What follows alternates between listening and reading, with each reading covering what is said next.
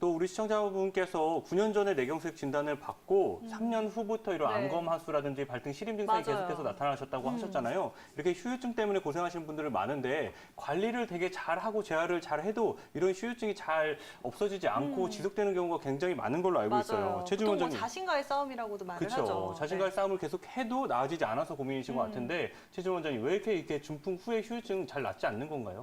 예, 이 중풍 같은 경우는요, 뒤에 치료를 어떻게 하느냐도 중요하지만 사실 이 적절한 치료가 언제 들어가는지 이 시간 싸움이 굉장히 중요한데요.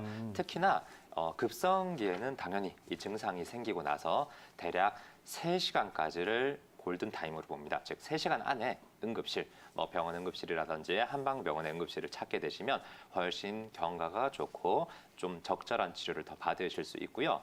또 이런 급성기 말고도 내가 이제 치료를 다 받고 병원에서 퇴원을 하고 나서 이제 재활을 시작할 때도 이 시간 싸움이 굉장히 중요한데요. 중풍의 이런 후유증들은 초기에 중풍이 오고 나서 초기에 회복력이 가장 좋고 시간이 흐를수록 이 회복 속도가 더뎌지는 이런 경과를 보입니다. 무슨 말이냐 하면 좀 더 구체적으로 보통 처음에 중풍이 오고 나서 하루 지날수록 회복되는 게 눈에 보여요. 하루는 팔이 더 올라가고 하루는 힘이 더 들어가고 이런 것들이 보이게 되는데 대략 한 3개월에서 6개월 정도가 지나가게 되면 회복 속도가 조금 떨어집니다. 처음처럼 매일매일 좋아지지는 않지만 그래도 이런 침치료나 재활치료를 하시게 될 때 조금씩 좋아지는 것 같다 이렇게 얘기를 하시게 되고요. 이게 중풍이 온 지 1년이나 2년이 지나게 되면 그때부터는 예전처럼 빨리 회복되지가 않습니다. 한 일주일이나 한 달 정도 꾸준히 치료를 해도 조금씩 이제 좋아지는 게 약간씩 보일 정도로 치료 속도가 늦어지기 때문에 이 초기에 내가 회복 속도가 좋을 때 집중적인 재활이나 치료를 들어가서 좀 치료를 잘 해놓으면 치료 경과도 훨씬 좋고 후유증도 좋은 경우가 많고요.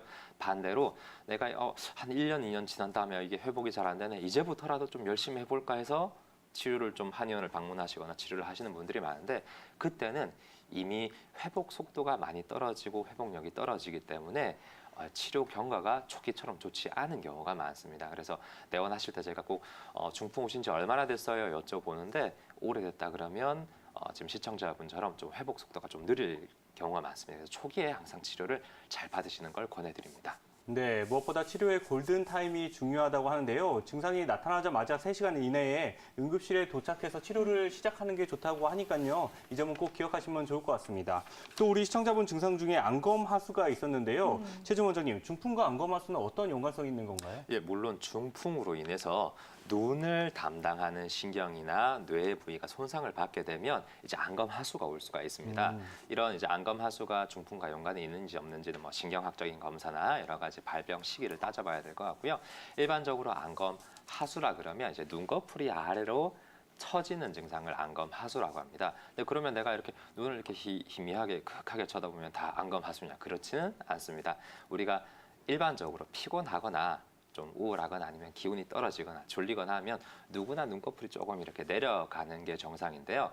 근데 그런 게 아닌데도 불구하고 항상 눈을 이렇게 개슴츠레하게 뜨신다 그러면 안검하수를 의심해 볼 수 있습니다. 특히 눈동자에서 눈꺼풀까지 길이가 3mm 이하다. 그러니까 개슴츠레하게 계속 뜬다. 그러면 안검하수를 의심해 볼 수 있습니다. 네, 특히나 뭐 우리 시청자님께서는 안검하수 때문에 수술까지 하셨지만 재발하셨다고 말씀을 해주셨잖아요. 원장님 혹시나 한방 치료로 이 안검하수의 재발을 좀 막고 호전될 수 있는 방법이 있을지 궁금하거든요. 어떻게 보시나요? 예, 이 한의학에서는 하수병이라는 게 아래로 처지는 병이라고 해서요. 꼭 눈꺼풀이 아니라 하더라도 눈꺼풀이 처지면 안검하수, 위장이 처지면 위하수, 자궁이 처지면 자궁하수라고 해서 하수라는 같은 병으로 묶어서 설명을 했거든요.